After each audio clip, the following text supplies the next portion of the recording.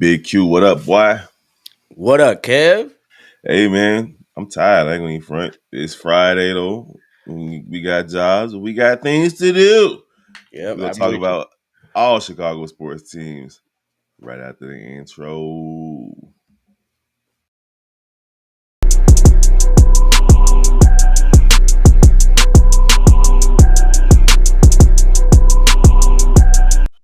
All right, good morning, Chicago sports fans. Welcome to another episode of Chi-Town Sports Central. It's your boy, Big Kev. We got Q in the building. We gonna jump right into it. Stop me if you heard this before. The Chicago Bulls are taking on the undefeated Cleveland Cavaliers tonight. Woo. This time they got to go on the road, which, interestingly enough, the Chicago Bulls are better on the road than they are at the crib. Cleveland ain't been kind of they ain't been blowing people out. They 14-0. They've won every game that they've played. They've jumped out to a seven game lead, a 7.5 game lead on the Chicago Bulls, with a 7 game lead in the Central Division in general. And they're looking like the best team in the NBA, but they are beatable, even though they ain't been beat. I know that sounds like an oxymoron. And the Chicago Bulls overcome late game blunders and get a W tonight in Cleveland, Q. That's the question: is can they stay consistent for 4 quarters? We've seen it now. The Bulls have an offense that can play with anybody if they actually stay focused. Defensively, they showed last game that they can actually play defense as well. They know how to. If they do it, they can do it well. Zach LaVine knows how to play defense apparently.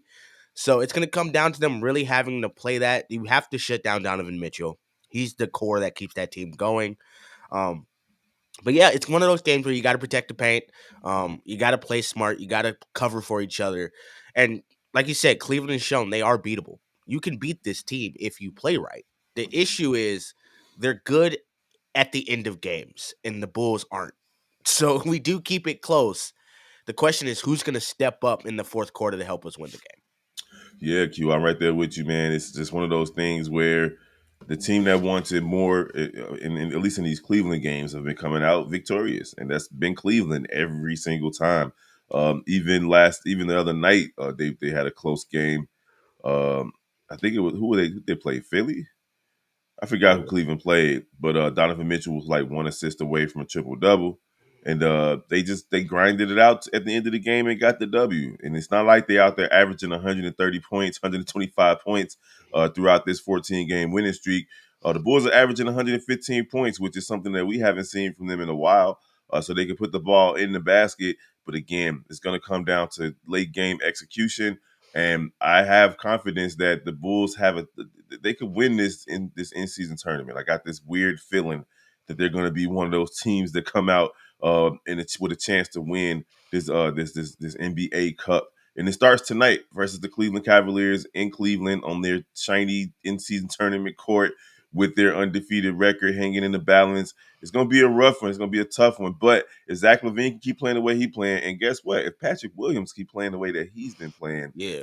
I just need Kobe to be the X factor tonight because I can trust Vooch, I can trust Zach, even though Zach has had a lot of turnovers. I don't know about Kobe though. And then off the bench, how about Io? Is he going to come in and play the way he's been playing the last 2 or 3 games or so, or is he going back to the Io from the first 2 weeks of the season? So it's like you got so many X factors. But the biggest X factor for me, Q, is Billy Donovan. What is his rotation going to look like? Will Yep. you call a timeout if the other team is on a long run? Or are you going to just sit there and think you Phil Jackson and then let them play through it? Because honestly, if it wasn't for Jalen Brunson's shot going 90% into the bucket and then popping out inexplicably, you're coming off of a loss last game. I swear, because during that shot, I literally thought we lost. That's how close it was. The ball literally went in, basically. And that's what the Bulls have come down to. They're a team where they're going to have to grind out any win they get. I don't see us winning in blowouts this year at all. It's going to be one of those seasons where, like, if we win, it's by 2 to 5 points. Like, we're going to be struggling the whole game. All of us going to think we lost for most of the game. Like, this is one of those things where we have one of those teams. The issue is Cleveland's one of those teams. They just trust themselves, right? And like you said, Kobe's going to be the key factor too. One of the issues we've seen is the reason the Bulls aren't consistent all game is when it gets to the fourth and we're close, Kobe or Zach start trying to take shots they shouldn't take. They play hero ball, and it's like they'll come down the court. We're on a good run. We've been making smart plays, and they'll jack up a three, try to see if it's a heat check. And it's like, this is not the time. You've been Yeah. winning with good ball movement, with people diving to the rim, and you're like, oh, well, I can hit a three from 35 feet. Like, we got to play smart. You got to get your teammates involved. Definitely, Pat's got to have another powerful game. But I mean, I've been loving what I'm seeing. Like, even if he's not playing the best, he's playing aggressively. He's taking some shots I don't think he should take. But that's the next step of his game is him taking shots I don't think he should take. Because the only reason I don't think he should take them is because he usually doesn't make them. Hmm. Going in, they become his shot, right? That's the worst thing that the Bulls can see is Kobe White take a 30-footer and then go in because then he think I'm about to shoot the rest of these for the rest of the Yep. game. Man won't take another step in. Yeah, Kobe's gonna have to be consistent tonight, man. We're gonna need every all hands on deck. The Bulls came within a bag. Kobe White played down the stretch the other day versus Cleveland of at least having a chance to go to overtime or even win the game in regulation. But he decided to forego passing the ball to a wide open Io and drove to the basket and then passed it to Io. And then Patrick Williams missed the wide open three, and that was pretty much it. But at the end of the day, they played those guys tough, so we know that we can hang in there with them. But hey, this Cleveland team is really good, so I wouldn't be surprised with an L tonight. But it would be fun to see them stop the streak in the first in season tournament game. Yep, definitely something I'm looking forward to. It's gonna be something fun to watch. Whether we lose or win, hopefully it's good basketball. That's all I ask for. I think we're as Bulls fans ready for us to lose or win. We just want us to look at least okay. Like look like you Yes, learned some shit before you lose. At least that. yes. All right, so you guys already know what it is. If you want to hear anything else about the Chicago Bulls, head on over to Chi-Town's Chicago Bulls Central with Hayes holding it down. Moving on to baseball conversation, and we're gonna start with the White Sox, bro. We had a couple of awards won yesterday in the different perspective leagues, AL and the NL, and the Chicago White Sox left-handed pitcher Garrett Crochet made history. I think he became the first Chicago White Sox player to be named comeback player of the year. And hey, I'm not mad at him. Yep, he is the first player. I'm not. He's the third player in the history of White Sox history to win comeback player of the year, joining Liam Hendricks. I cannot forget that he came back from cancer and won comeback player of the year, and then Jim Tomei in 2006. In his first year, I know you don't like the White Sox, but he did pretty well, even though he was 6-12. He did have 209 strikeouts in just 146 innings, which is bananas. It's bananas. 209 strikeouts is crazy. That's why a lot of teams are lining up for Gary Crochet right now as we speak to try to take him off the White Sox. And honestly, he deserves better. He Yep. did work his way back from Tommy John surgery and all that, and never really made more than 3 starts in his career until last season. In his first full season, he went out there and dominated. We could have used him 2 seasons ago when the White Sox were actual contenders, but that's neither here nor there. So if you guys missed the breaking news episode over there, head over to Chicago Baseball Central, where Big Mike has been holding it down for your boy while he's been at work. And Big Mike then, been killing it too. Big yeah, Mike is out there, man. I love it, man. He's definitely one of us. One of us. He's been geeked. I love it. Now on over to the Chicago Cubs. These guys went overseas, grabbed themselves a nice little pitcher in Shota Imanaga, and he made all NBA second. I'm sorry, all Oh, MLB. You know we talk about everything, bro. All MLB second team in his first full year as a major league pitcher. I mean, like, you really you you really can't really say anything else about Shota Imanaga. He was by far the most exciting player to watch on the Chicago Cubs last season, and basically a down season. And Jed Hoyer was happy to see it. He says, I'm not sure he can do much better than last year. He had such a great year, and I think he can do better than last year. I think he can get more wins because the Cubs left a few wins on the table for Shota Imanaga last season, bro. yeah, I mean, I'm just happy the Cubs are doing something. Like I said, I don't watch baseball as much after working for the Cubs because once you are watching it live every day, it's a little bit different. But it's fun to see us doing better than the Sox. down to my death, I will always be a Cubs fan more than I will be a Sox fan. Even it won't change. It's ingrained in us. Even my cat hopped on the table. She was happy about the Cubs news. She was out here. But yeah, I mean, it's just about doing things like we've seen that going overseas, getting you somebody who's gonna be a good pickup for your team. It's been working out for a lot of teams in the MLB. You just got to keep going with the tide.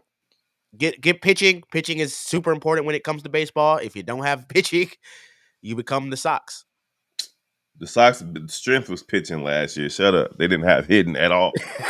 Um, but overall, man, when it's all said and done, even though Shota Imanaga is 31, he came in and pretty much dominated. He had 15-3 record, which really could have been like 20 and 1 if the Cubs didn't just leave him hanging a few times. And he had a 2.91 ERA and 29 starts. He would have won Rookie of the Year if it wasn't for old boy over in Pittsburgh just coming in and being awesome from the beginning. That dude, Skeen or whatever his name is, he's raw. But Imanaga did lead all pitchers in the National League with a 6.2 strikeout to walk ratio. So that was dope for him to come over from Japan and just basically fit right in, just fit right in. So it was dope to see, man, both Chicago teams getting some type of recognition in the MLB awards last night. And really, Garrett Crochet was the only bright spot for the Chicago White Sox.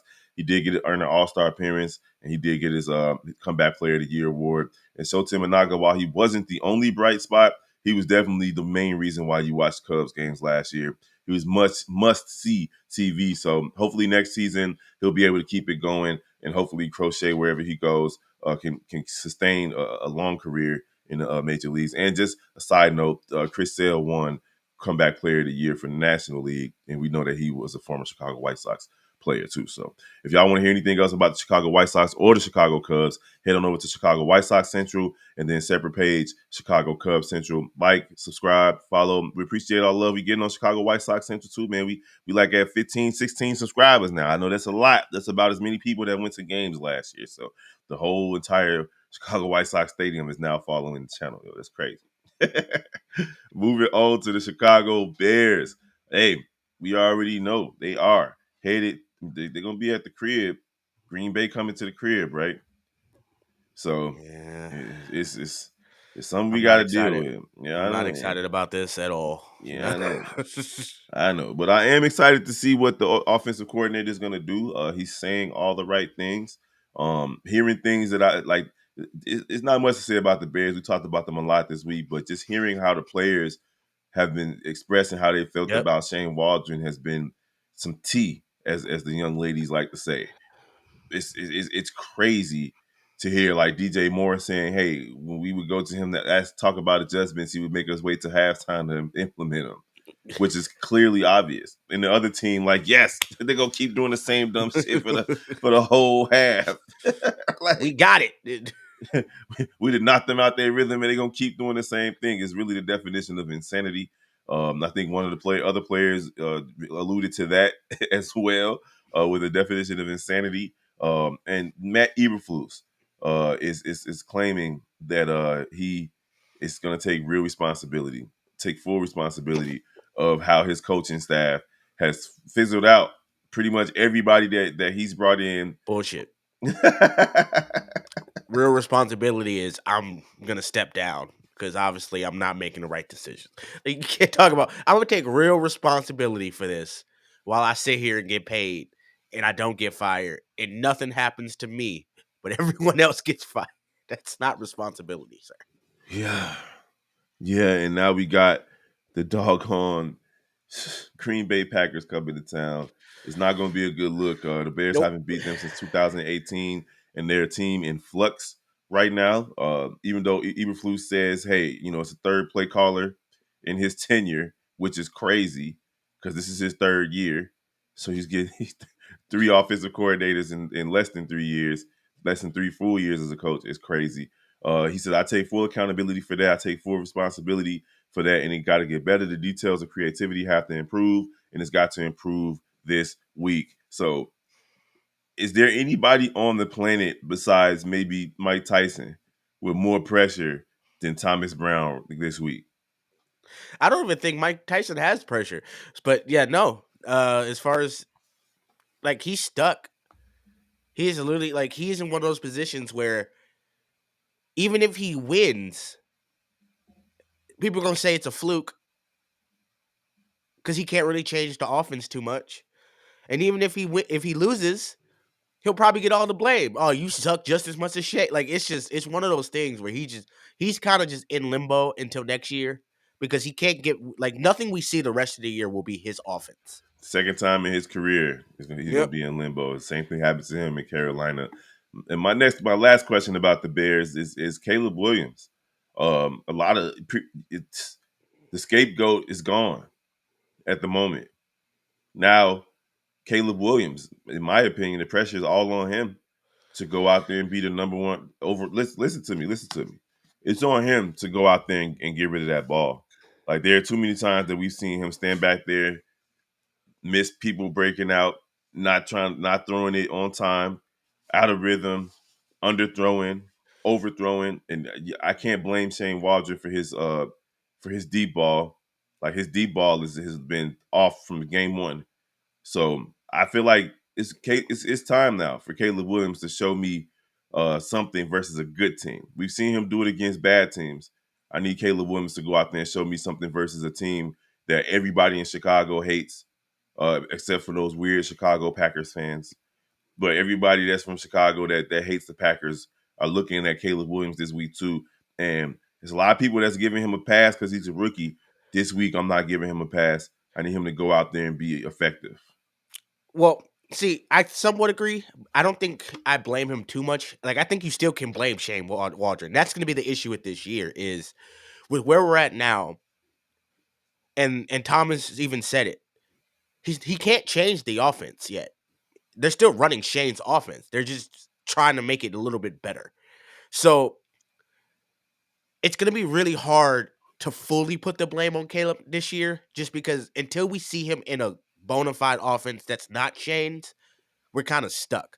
Everything that we run is going to be some weird version of Shane's offense where we try to make it work to what we have now, but we don't have more than a week to make it better because everyone has to like it's going to be a lot of moving parts. As far as him throwing deep, Caleb does have to focus on one more accuracy and two just hitting his check down. And I think that's been the issue is the quick game, but part of that is been Shane's offense and the offensive line when you're a quarterback and you know, like, I'm the only way we're going to win this game, and the only way to do that is to make big plays, but I also get sacked half the time. So when I do get the ball, I have to make a big play in half the plays. Like it makes you try to force things you probably wouldn't normally force. Like we see a lot of good quarterbacks who have a great coach who tell them and teach them correctly. Let's start this at the beginning of the game. Yeah. Quick plays. Get the ball out. Let's work our way. Let's control the time. Let's control the ball. The Bears don't do that. The Bears are like, hey, we're gonna just play randomly with no plan, no actual scheme. And then when they go down, it's like, well, Caleb, we need you to start making the quick pass. But we're down 2 touchdowns. I can't like I need a big play. Like they're putting him in positions where he's stressed and overthinking instead of from the start of the game, man. Like, let's just slowly work this through. So if Thomas can get him to do that, I see Caleb improving. But I got to give it at least 2 to 3 weeks before I can even say anything about Caleb Bro, being it's gonna be more to wild. blame. You're talking about 2 or 3 weeks or 3 weeks of straight of straight division matchups, and I think it starts as far as Thomas Brown effect is concerned. He was a former running back in the Yep. NFL, former running backs coach. I'm expecting to see the Chicago Bears run the ball 20 to 25 times versus Yep. the Green Bay Packers. That's the best way to protect your rookie quarterback is to Yep. establish the run early and have the team, the opposing team, have to respect the run and Yep. expect the run so that you can get some play action, so you can get some moving pocket, so you can get some open receivers. Because right now, that's another problem. Just like what's happening with Justin Fields, the receivers aren't getting open. Yep. Not and calling these long developing plays don't help. Whereas like, oh, I need you to get 10, 15 yards downfield before you break. No, we need to see some double moves at the line. We need to see some slants. We need to see some wheel routes. We need to see some curls across something else, Mhm. something more dynamic than what we've been seeing. Creativity from Chicago Bears offensive coordinators have been lacking. over the last few years, and that's really up to Thomas Brown to come in and establish those things early, put his identity on Shane Waldron's offense, Yeah. if that It is makes about sense. coaching. It's about coaching your players. And I think that's a big thing people overlook is Caleb is a generational talent who got famous for doing a certain thing, right? Anybody who is an expert in their field knows that when you go somewhere new, you tend to sometimes do too much because Hmm. what you were doing in the field you were in before worked, Hmm. right? So Caleb all through college was like, "Hey, when I get out the pocket, I can make a scramble work. Oh, I could hold the ball for 6 seconds and launch that bitch down the field. Somebody will be open." Those are things that don't work in the NFL. So you need someone to coach him and reprogram his brain to understand that, yeah, those things may work in college, but this is what they look like in an NFL game. This space that you're getting right here is the equivalent of what you would have had if your receiver would have been wide open. In the league, there's somebody on them. You're gonna have to make this ball throw perfectly for this to work. And I think that's the issue here is Caleb out there trying to look for the plays he made in college and even if someone isn't open, there's times when a player isn't open and you have to throw them open in the NFL. Facts. And I don't think he gets that yet. I think for him, he's looking for that open person. And we've seen him make some great passes to open people up. But an issue with that is the coaching. He thinks that he needs to sit there and try to find a wide open player. And it's shown as well. If you look at the numbers, he passes pretty accurately when he's not under pressure. Yeah, I mean, and he was doing pretty well against the blitz. Yeah. So it's just one of those things, man. Where, like I said, he got to get out his own head. Right now, they've coached the generational talent out of him, and he's been sacked so many times that he doesn't believe that he can do it in terms of being methodical, just taking his time, hitting his check downs, taking what the defense gives him, the things that we talked about at the beginning of the season. Hopefully, these next what is it, 9 games left? Hopefully, well, 8 games left. Hopefully, these next 8 games, he'll go out there and play football the way that he knows how. All right, y'all already know what it is. Head on over to Chicago Bears Central for more in-depth news and analysis from the guys. Mailbag episodes coming up from the Cognac Boys, C-Dub and Bobby, and from Hayes, Chicago Bears Central. If you ain't following them, you tweaking. Last night, the Chicago Blackhawks took a L, took it on the chin, and it was a winnable game, bro. But they didn't get it done. And it is what it is. It's just they're not. They're still rebuilding. This isn't the Blackhawks teams of old. They fall to 6-10-1, losing to the Seattle Kraken. What's Kraken? And then they go. They turn around tonight, and now they got to play the Vancouver Canucks. So it is what it is. They got action tonight. Late game tonight at 9 o'clock on the West Coast. So hopefully they can turn it around and get another win and get back in the win column or at least play respectable. Because again, this is another one of those games where they were in it. It was 2-1 going into the third period, and they gave up an early power play goal, which basically closed the door on them. And they just haven't been a third period team this season so far. Q. Yeah, I mean it's one of those things where they're a rebuilding team too. And it sucks to say, but when a team is rebuilding and you have a young star, you have a generational talent, you got to just hope that you look like you're improving. That's all you can ask for. The team knows they're not going to be the best. They're just trying to get some actual improvement. They're trying to learn the game. They're trying to get better game after game. That's what you have to look for. You have to take the positives and the negatives. Um, this is going to be a hard game and it's going to be late, so I don't think there's going to be a lot of people unless you're a real hockey fan looking. um, Plus, that kind of brings me to another thing about why it's going to be hard to watch him. The whole Jerry thing. I don't know if you heard about that yet. What you Um, talking about? The Chi-Town Chicago Sports Network? yeah, they're gonna have a streaming service. You can pay them $30 a month to watch all the teams. So Man, I wish I would.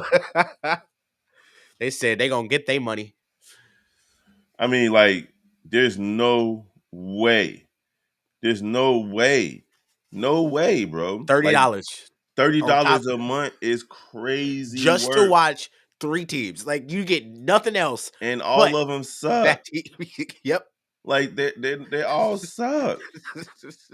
Paying Like, $30 a month to be sad. bro, like it's people that's not even paying they $30 a month in child support. What makes you think they finna pay to watch three bad Chicago Well, teams? it's $20 if you wanna watch just one team, though, so there's that. I'd rather go get a burger from Five Guys before I pay this man $20 a month to watch a Chicago team. And it was so it's gone. So the streaming service is you got to pay for it, but you can still watch it free on TV. That's stupid. Well, I mean, you gotta pay $40 if you get the antenna, so, I mean, Yeah, but that's not per month. yeah, but people don't wanna do that. People Even, even there's people who will literally pay $30 a month just so they don't have to get an antenna. which is just America. That's why we have the situation we have right Yeah. now. People I think both are crazy. Imma do my secretive way of watching games, even if it means I gotta listen to the broadcasters from other teams. Yeah, I got direct TV, so I don't have to worry about it. But if y'all want to do it, hey, it's up to y'all. If y'all want to keep putting money in Jerry's pocket, endure. Sorry, so if you guys want to hear anything else about the Chicago Blackhawks, head on over to Chicago Blackhawks Central, where the gang is definitely holding it down over there. All right. We are moving on to the last topic, the Chicago Sky. I think Sunday is the draft lottery, so that's going to be lit. But at the end of the day, it's all about Angel Reese this offseason. And I Yep. saw a video, bro, of her Put putting in in work. work. Putting in work. Now, I don't like the release point of her 3-pointer. Like she shoot from like the hip, Yeah. and she lefty too, so it looked even worse. But I don't put too much stock into players out there by themselves doing stuff. Like anybody can go out there by yourself and hit. I've seen videos of Dwight Howard hitting step back threes by herself. Yeah. So at the end of the day, I do want to see her putting in work against defenders, against the pads, against the people, the thing they hold up to try Mhm. to block your shot, things like that. But it was still fun to see that the rotation on that ball was nice. Yep. And again, I don't want to see her shooting jumpers. I want to see her making layups. That's another thing that bothered me about Angel Reese last season. She wasn't good around the rim. She was only 18% from three, so obviously you need to work on that. But her mid range needs work. Her around the basket needs work. Basically, her entire offensive game needs work. Her footwork needs work. So I mean, it's a lot of stuff that needs to be done, but it was still cool to see her putting in work. I mean, yeah, and plus, I mean, honestly, Angel's not the best scorer. She has never been the best scorer, right? But another big thing is the physicality, right, of the league, and I don't think she was truly ready for it because the WNBA is a different story. Like, there are times where the WNBA is more aggressive than the NBA. Like, they will go after you, and there's plays where she's being triple teamed in the post and still trying to shoot the ball. So one, she has to learn to pass out from those. A thing I didn't really hear a lot of people talking about in that video is her working on her post up shot though. Like, that's something that will open her game a lot if she can start to get that to go down. But yeah, just seeing her work, seeing her put in the actual work throughout the season, doing what she's supposed to do on the off season, trying to do the unrivaled thing to keep herself playing. I think she's trying to get better. She's trying to get stronger. Um, I've been seeing a lot of people talk shit about the video, which is honestly hilarious to talk shit about someone working at their craft because I don't know what you expect to happen here.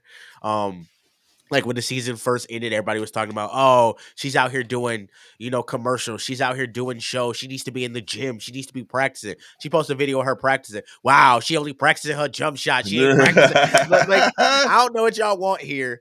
And plus, if you know basketball, the way you get better at scoring around the rim is to make people respect the fact that you can shoot. Yeah. So when I say I don't want to see her shooting jumpers, I mean not just shooting jumpers. Not Yeah, that you were accusing me of anything. I just want to make that clear.